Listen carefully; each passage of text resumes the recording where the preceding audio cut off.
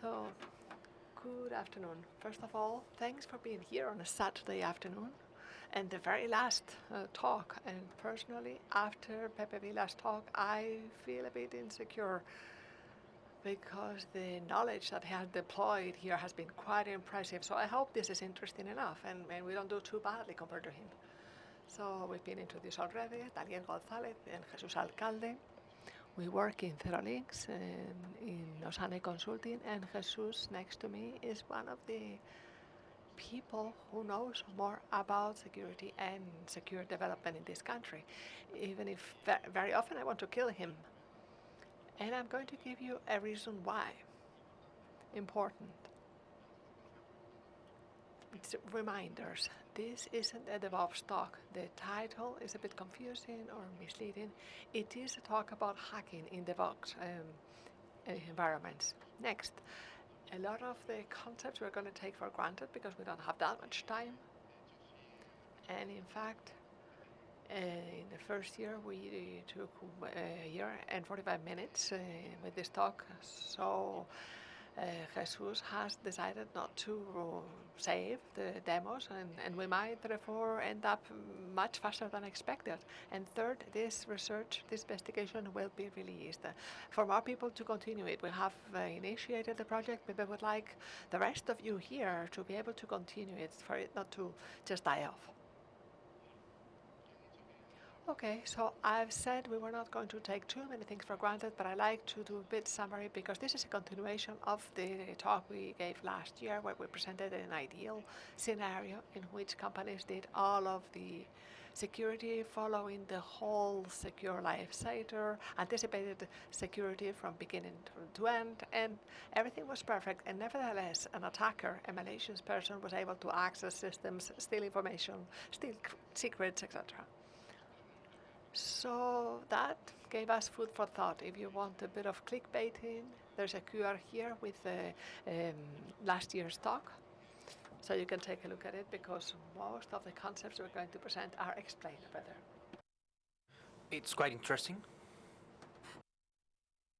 And another reminder that I want to do is that in practically all places, development environments are self-managed and unsupervision, and without supervision. Please raise your hands, those who have a team devoted to controlling Jenkins, gears, everything in your company. Well, there are some hands up.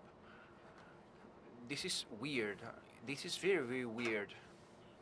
And secondly, is that even if we're going to do something in Jenkins, not only Jenkins has the problems. The great majority of security tools for development have problems in their security.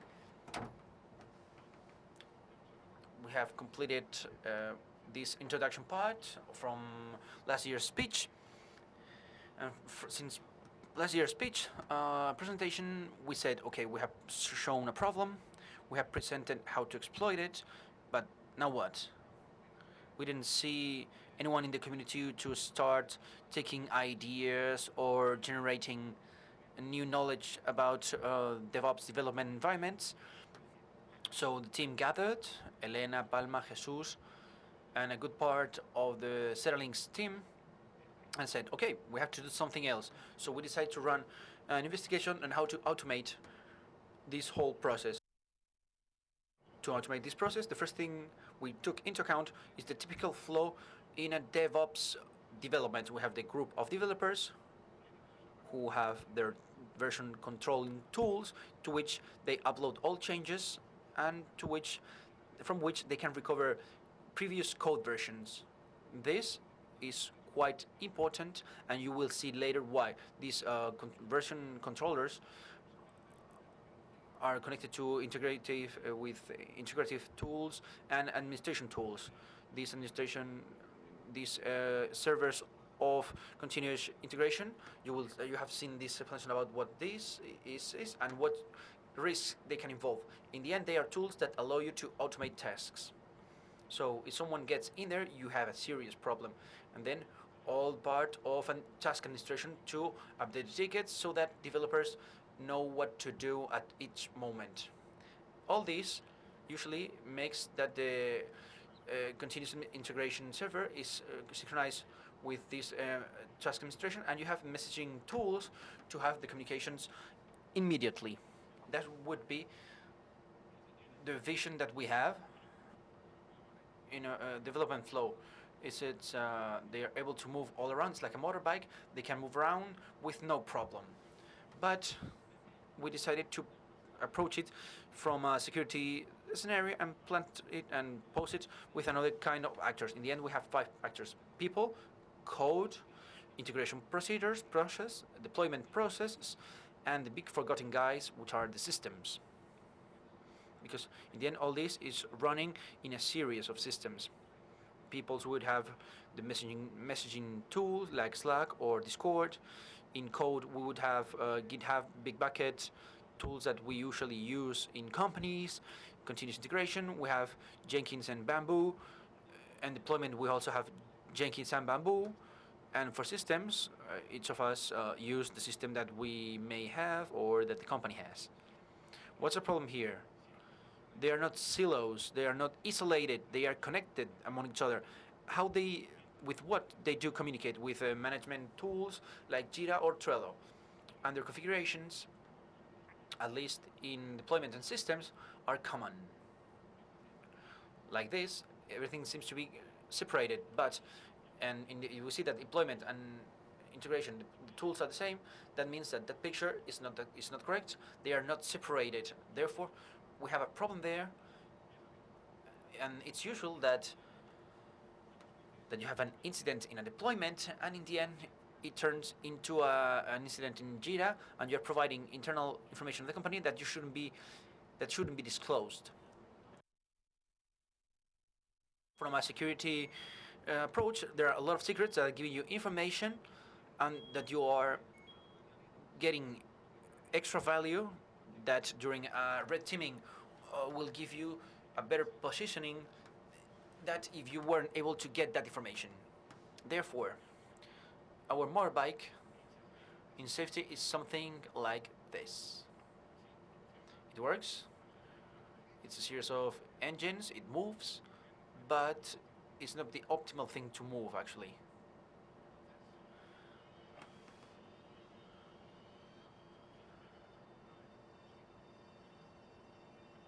We're in a cinema, we had to put this music on, of course.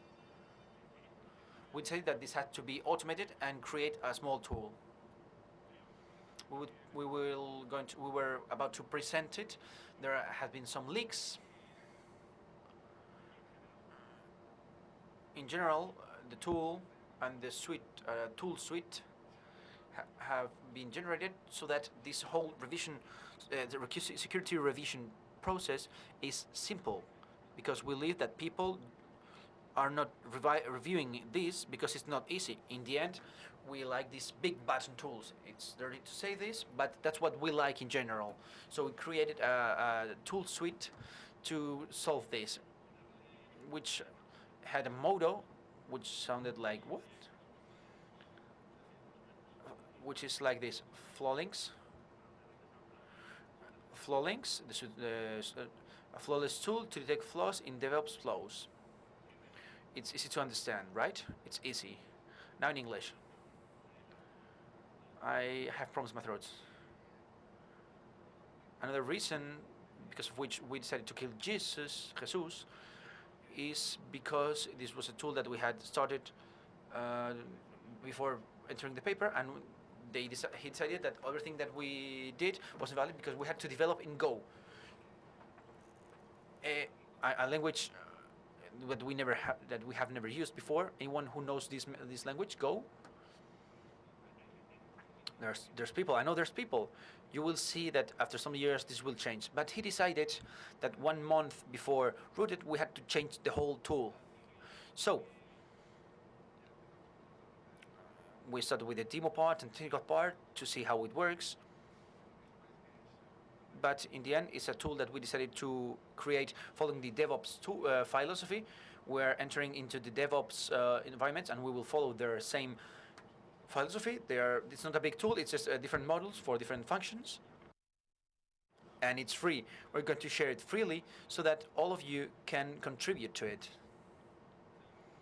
I give the word to Jesus, who will start with the first module.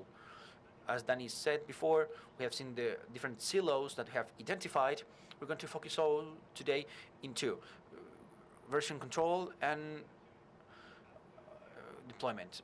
If we assume of version control, we assume that what is Git, we assume what Git is, but we want to highlight two features. Git is a distributable database, which is saved in a Git folder, which is normally hidden. If we open it, in the end we have a lot of files which name is SA1, SHA1. It's because Git organizes everything in objects, and to ensure integrity, he creates a hash which is SHA1. These objects can be at the same time revs or commits or blobs that of data that in which the information is stored. So in the end, Git is SH1 everywhere. The important thing that we want to say here is from the information that is contained in a code repository. If we go to the most basic unit of a repository that we could say is commit, maybe all of us have seen a commit at least once, we will have a lot of information. On the one hand, we have commit identification, is hash sh1, which arises from the rest of the content. We have the branches or the references, some pointers that tell us, okay, I'm in this precise commit. If we notice in the lower line to have merge and other lines, it's a deducted part from a hash, which references to the parents of this one. This commit is extracted from the source code of Jenkins, and if it's a merge, it has two fathers, let's say. Then we have the content, that is what the developer had to write to identify which changes have been made. Then we have, on the other hand, the date. It's important to highlight that it includes the time frame. That -700, it's not just the date, it's also at the moment, and we would possibly know the latitude and the longitude in which it has been done. And finally, the person who initiated this. Any developers in the room? A big applause for them.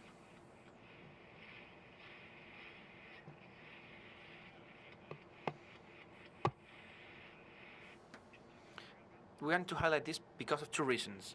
From the perspective of a company, how many of you are in developing teams, or are there development teams in their companies that imposes limitations in this field? Is there any of you who has some kind of restrictions? That's what we want to. Sometimes they don't even look at this, and you can put whatever you want. We have found companies in which this field is just an admin because it's a generic user, but we can find personal users and email addresses, but it's the opposite also. This is configured in their laptop with the corporate email address, and then they develop something for an open source tool, and they post their company email address, and they are leaking information. Another thing that we want to mention are those references or branches. A tag, I don't know, in the end it's just a label that says version 101, and it points to a specific commit. A branch is an bifurcation of the version that is being developed by a group of developers. For that, I'm going to put a little example. I'm going to open a virtual window. It's prepared already. We create a test repository. We have it ready here. It's public in case anyone wants to access. It has number of commits, 2 branches. If we go to the commits, we can see we have the ID, the hash that we mentioned before, the person who did it. Yesterday, a friend of our friend Linux was helping us. And if we go to any commit, for instance, this is precise, eliminando, certificate deleting, with the references among the parents. If we open the previous commit, we can see this the previous parent, and everything is related. If I copied this commit, which in the end is in the URL, from the repository, I open a new branch, test branch, we'll see that the URL is loading. It says tests. In the end, that's a reference, but a commit itself is a reference by itself. If I paste this commit, GitHub instantly will retrieve how it was the repository at that certain point. So here we can see, for instance, there's this file, which is a private certificate that shouldn't be there. This may be silly or look silly, but here we have this repository, this clone repository. In this case, we don't have that file, but with a command like checkout GitHub command, we can go to a specific place and we can find it. If I open it, it's a private key.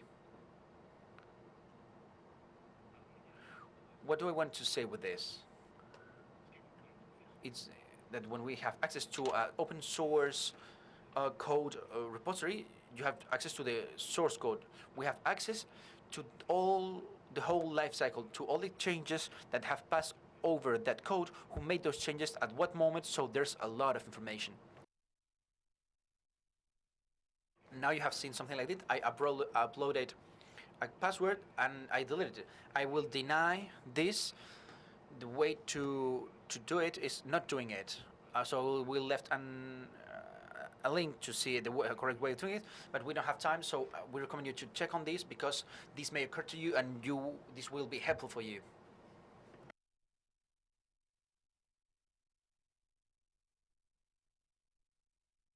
Now that you have seen let's say the guts of what we can do, let's see how we can extract information from Git. With this simple command, which it's easily to understand at first sight, we're going to extract all the users of our repository ordered by the number of commits, and the results should be something like this. It's not that easy, I'm just kidding around. There are some people like me and 4 people more who do it. Costs a lot, it's manual, and you need to have the whole cloned repository, so it's quite complex. That's why we consider to create some tools that facilitated the extraction of this information and detecting possible configuration failures to change users. How many of you thought of this like a problem? None of you? Okay. Now we go with the first demo. It may be short, but it's the first tension moment.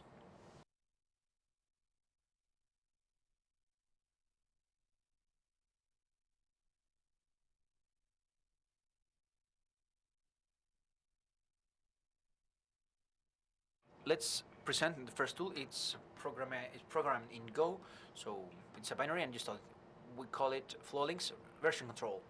In this tool, we'll have 3 main factions. But the most important thing to highlight is modular. It's formed by different modules, so it can be maintained by the community and expanding modules. The basic functions is to list information of those modules, search information within those modules, and scan what Danny said before. It's a big thing, a big button tool that gives me everything. If we go to see the modules, we can see that there's an author module, commits module, branches module, files module. I'm going to see the first command, which is time. We're going to list authors from that repository that you have seen before.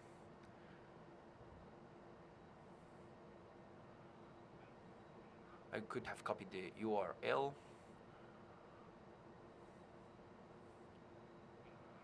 He's going to clone the repository. It does in memory. There's no need to clone it in less than a second. It's a bit trick.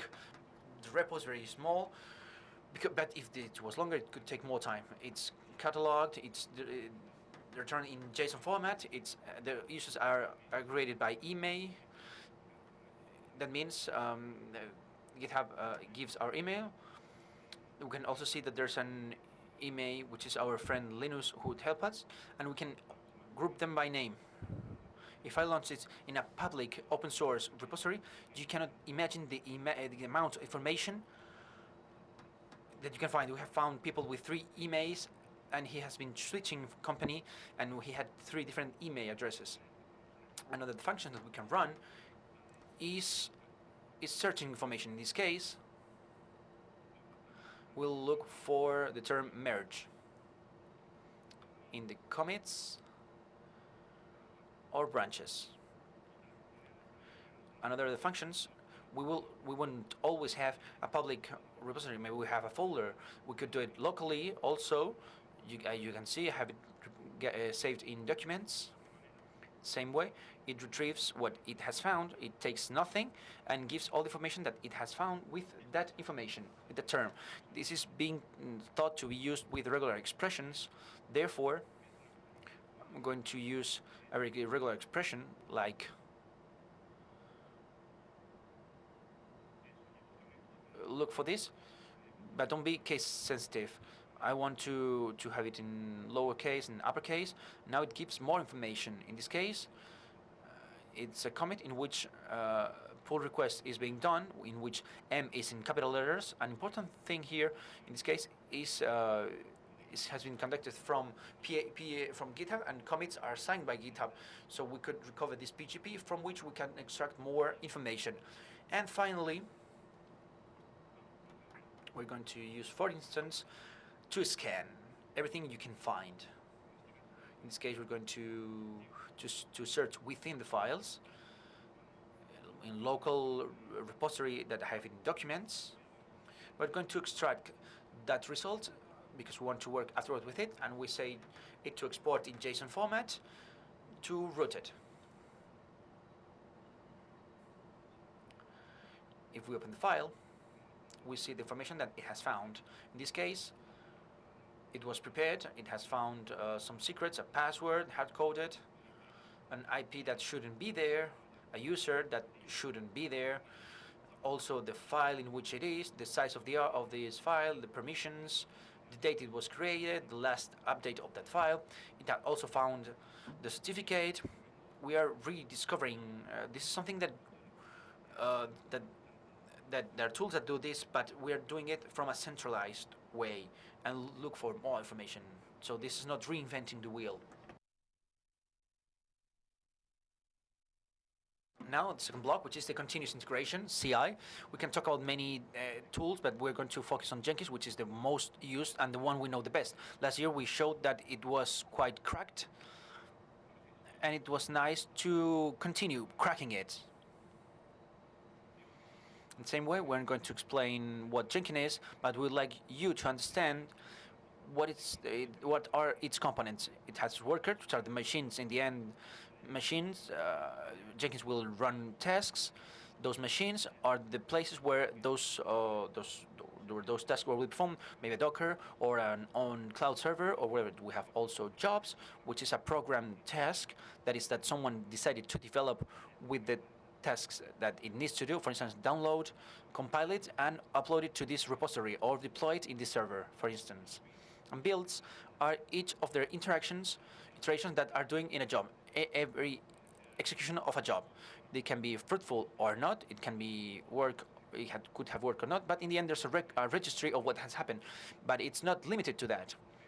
We have a large number of users, a series of credentials to clone certain repositories or deploy in certain servers. We also have some configurations about how it is integrated to our system, so it's much wider. If we go deep into this, we will have within build and jobs, we'll find this thing to find is that someone hard codes a password, but there's more information here. We can know where the repositories are stored, which tools are being used to integrate, which is a process to be followed, and then the plugins. Jenkins is a tool thought to integrate, so it has to understand with all the tools used for development. So within plugins, we can have and find information like metadata of a company about what it has. If I find that there's a plugin to integrate with Trello, probably that company has Trello behind it. Users. I like this a lot because in most cases Jenkins is left open and everyone can enter as it's be within the company. There's no problem. Other times the database credentials from Jenkins is used, and other times, which is the most frequent thing, directly they use the Active Directory of a company to authenticate the users, but not to authorize. So any user that is inscribed in the AD can enter into Jenkins, but maybe a directive secretary shouldn't enter Jenkins, but there should be a perimeter rule that didn't allow her to enter Jenkins. But what happens if I steal those credentials? I will still have access to Jenkins. Source code, it's obvious. If I need to do something with source code, I need to access source code. But as I said, I don't only have that, but I hold the whole repository. But because Jenkins had, from the first moment, it clones the repository, and each of the interactions, it updates the repository. For that, there's a special space, which is workspace, or where it stores that code status. If I had access to Jenkins, I could access the repository. And finally, systems and configurations. As we have said, Jenkins have some workers in which tasks are being performed. If I can know where these workers are deployed, I could know which clouds are used by a company, which servers, everything. Everything is focused on auditing this tool. For that, we need a methodology. We cannot just do it freeway. So what do we think?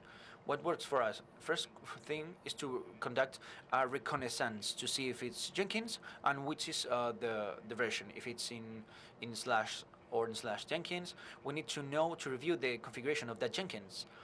We will see afterwards in the next demo why, because in the end, Jenkins have a lot of headers that give us information about having an API, if there's habilitated access, which plugins are inside. Sometimes plugins load default routes, and we could take that and find the places. Also, it allows us to find exploits and vulnerabilities to exploit that Jenkins. Sometimes this is not necessary because the guest access is enabled, so you don't need to break into it. So far, in our red teaming, everyone would do like this. There's an IP Jenkins. I look for some vulnerabilities. I report that.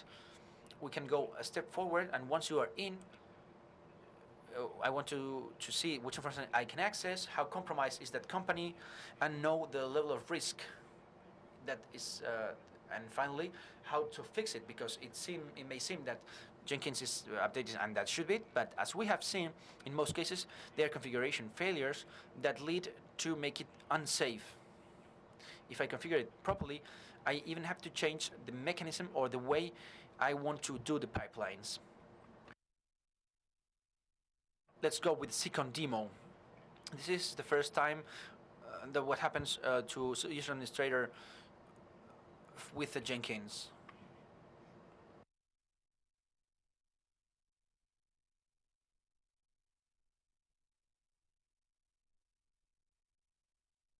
In this case, I have in second plane, I am running Jenkins, which is listening on 8080. I put admin password, and I don't know which numbers did I put. This is Jenkins in the end. I hope that you have seen many of these. As you can see, it's a usual Jenkins, and that is prepared to be vulnerable with the previous version. You can see that itself, it displays some notifications, so it's vulnerable, you have to update, and whatever. In the end, we have a series of works with all the interactions, the last time it was executed, the time it took to execute, if it works or not. And we also have a list of credentials where we are which we're going to use to deploy a server, or if we have a repository to access GitHub. Jenkins are kept encrypted secretly, and you have a way to access. Why did I say before that Jenkins has a lot of ways to recognize? In the end, it's quite easy because it's quite noisy. If I just make a request, I run a curl, and it shows the header of that request. Look at it. That's my local Jenkins, but this happens with all Jenkins. For a start, it's selling, okay, I'm a Hudson, that's my version, which is the Jenkins cons. I'm Jenkins, that's my version. I'm giving it to you. You don't need to do anything else, just give it. Right now, you're authenticated as anonymous. Imagine that I steal a session cookie, and I make the request. In just one request, it's telling me, okay, I'm this. You don't have permissions. In this case, you don't have permissions because you need the reading permit, which is derived from administer permission. And beside that, it tells me I'm this server. with that, I know it's Jenkins that's being run from a WAR. It's a vulnerable version with different associated vulnerabilities. It needs authentication. I didn't have to open it. In the end, this happens because of having knowledge on the matter. If we don't have any knowledge, we would just report vulnerabilities, and with the tools that we are creating, want to make it easier to report so people can work on this aspect. So we're going to talk about Flowlinks CI, continuous integration. This is a bit more complete.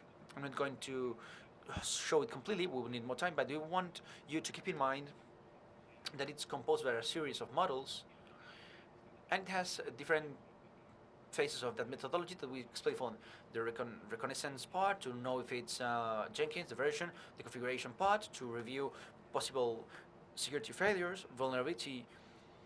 Then we also have an exploit section to gain access to Jenkins. And finally, this dump, I have a Jenkins which is authenticated, I can dump information. And finally, the big button tool, which is scan, that scans everything and gives me the results. In comparison to Git repository, we have a way to identify password and username, because normally we are talking, because sometimes we are the developers themselves or the responsibles of DevOps, and we want to check how is the security of our system. So licitly, we have access to those credentials.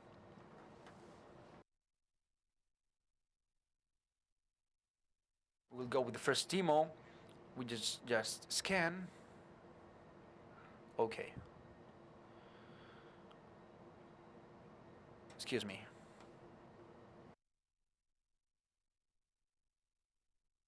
Done it interactively. First of all, we can see the logs, it's Jenkins, and I have found the version that's easy to say. Let's review the configuration. Maybe that's a bit more complicated. In the end, it will review all the headers and we'll look for default routes to see if there's any plugin. We're going information of headers. Normally, if we can see if the API is enabled, and we could see here if we can have access, and we can see if the access is granted or not. Next step would be, do you want me to see vulnerabilities? Yes. In this case, the tool, we have introduced just a few, because Jenkins has a lot, and we didn't have time to put all those, and we just focus on the critical ones, which are quite a lot. They are colored. The red ones are critical, are high priority. Purple one are critical. They just report it, and maybe I could try to access there. Do you want to try? Yes. I would like to say that this is much more complex, but most of the vulnerabilities in Jenkins are this simple. Last year we showed it, and that's it. We have access to Jenkins. And now, what do you want to extract? I'm going to extract credentials that we have seen before. Now you have it. In this case, it's either retrieved in the format given by Jenkins. In the end, Jenkins is an open source tool, and there's a way to save these credentials. It's nothing very difficult. It's just to make it easier. Another of the sections that I like is what I said before. If we open a job, for instance, the one we have prepared for the demo, we have an execution in which, if we look the output, this is a silly job that will just download the repository, but we can see that this repository, there's an URL that shouldn't be accessible, but at first it just says no, because it's an address to which I can access, but I don't have specific access to that address because it's internal to a company. But this job has been executed and has generated this new workspace in which the content is shown, and within that content we have the Git folder in which this repository is stored on the changes. So we can see if we can do something about this.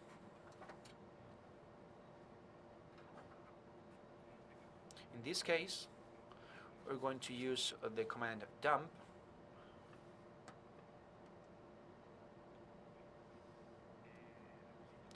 It needs a type, a name of type, and then the URL. So we're going to say it to export workspace from RootedCON. I think that's the name. Yes. And in this case, to prevent to launching exploits, we'll tell the user and the password, those numbers that I don't want to remember.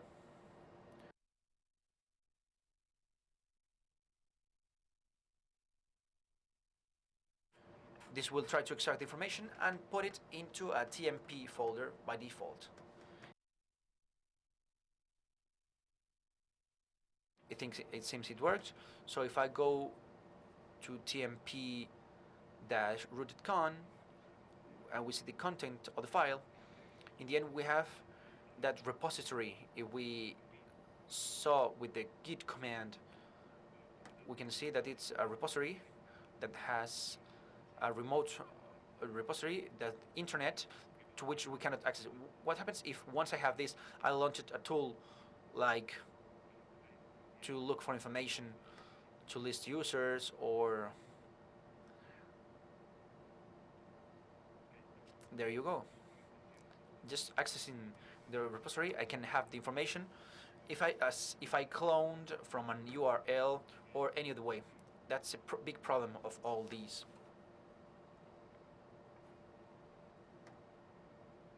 Are good with time?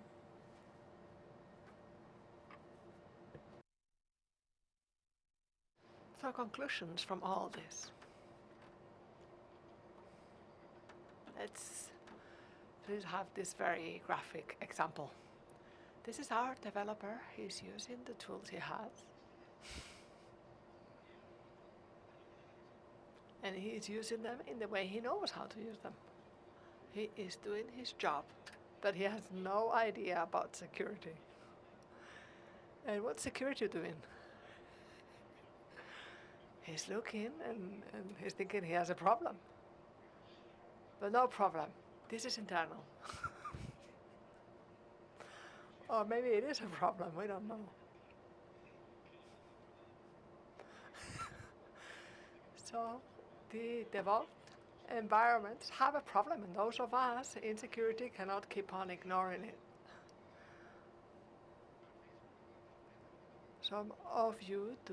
How many of you do security checks in development environments? It's very unusual, and we deal with security. We are in charge of security, and we know they have problems. We cannot keep ignoring this. Second, the tool has been developed in our spare time, and we need help because we believe this tool can be very useful. I would have liked to finish the talk saying, and we have just published it, but we have to keep on working, particularly on the exploit, because some of them we have cooked them ourselves, so we do not know whether we free that part or not, and perhaps one part we will, and the other one perhaps partially. So we'll see. And finally, the easier it is to compromise an environment, more possibilities are that we begin to correct it. If it's something complicated that only three of us look at, it's not going to be solved. But the problem stays, and we need to correct it. Okay, this is the bonus track. We're doing well. With the thing we've taken out, all of my stuff has gone. So what did we want to tell you? Because you have stayed here until the very last minute to listen to us, we wanted to tell you about things that happened to us when we were doing this investigation. We read a lot of Jenkins documentation, which is very thorough. There are lots of contributions by the community. We've even asked for help in specialized fora. And searching in old pages of documentation, we found something. It's great to have the film or the cinema sound.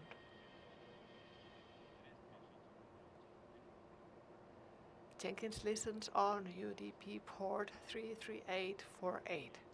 And when we read this, we look at the source code because it's open, and it was there.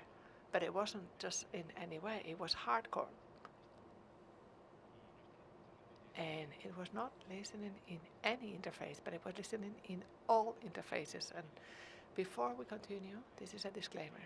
This is a CVE that has already been published, and although we've been in the reporting process, they actually did it a couple of weeks before we did.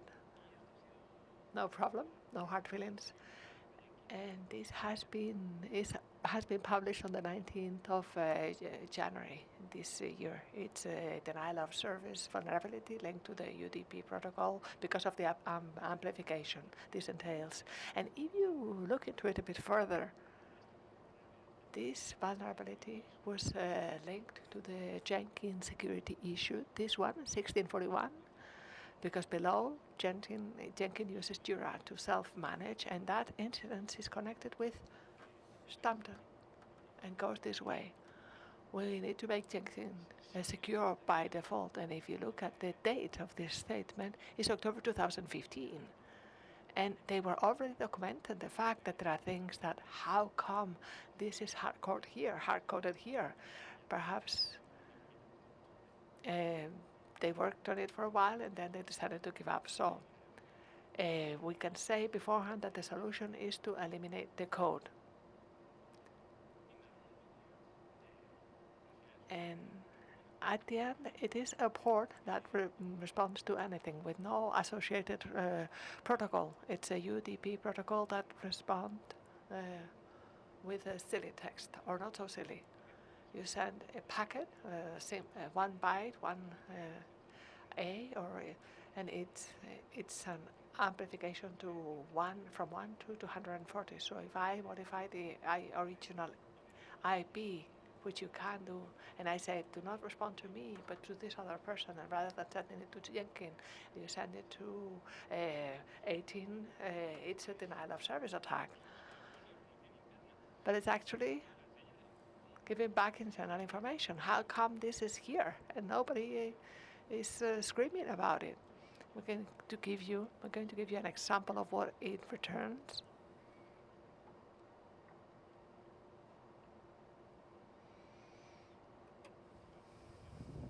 I make the request through VP, localhost 33848. I say this, and again, I receive this message saying, I'm Jenkins, this is my version, and it says this is my URL, and this is my port. Connect here.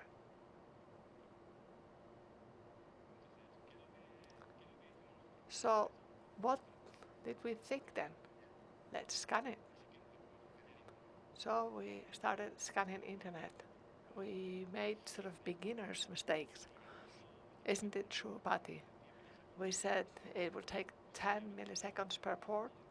Yes, in 2 hours we had overviewed the whole of internet, excluding restricted IPs, but refining the search with a timeout of 10-30 seconds in 2 days.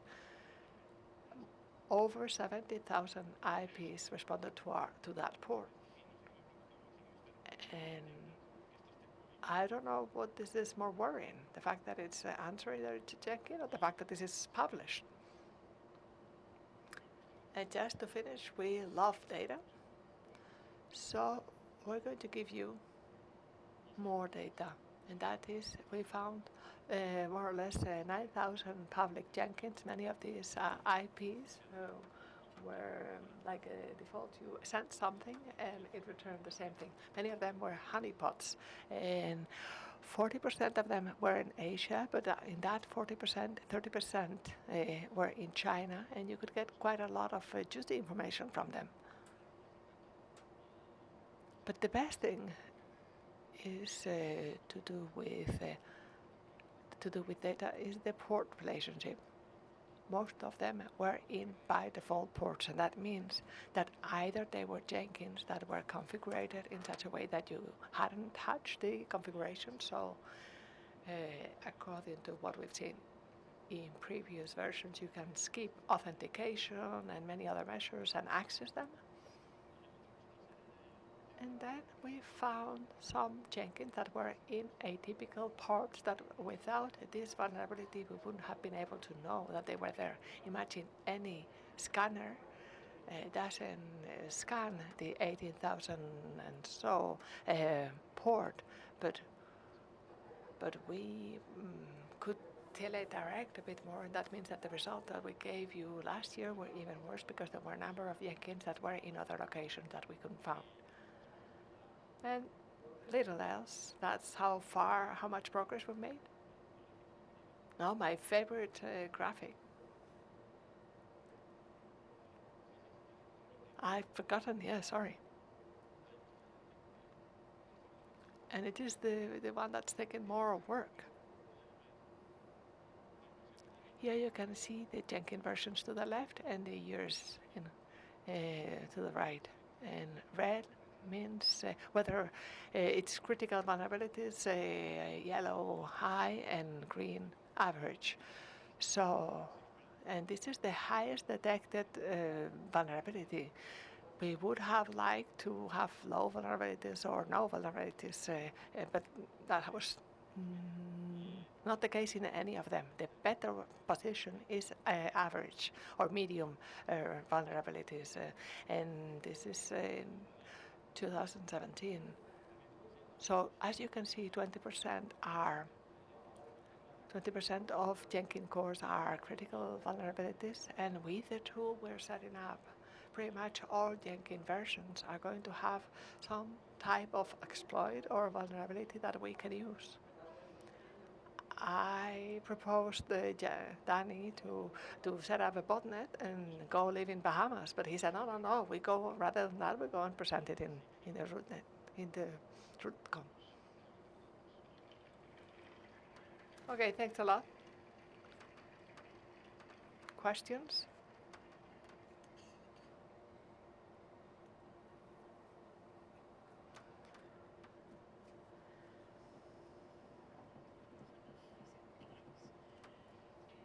Okay, we want to go home then. Just a reminder, Rooted holds a party tonight in room 8.5 in Tribunal. Between 12 and 1, you'll receive a bracelet and a drink, and you can bring one guest, but they cannot drink for free, okay? And we had a break planned, but we are going to move on to the award ceremony in room 25. Thank you.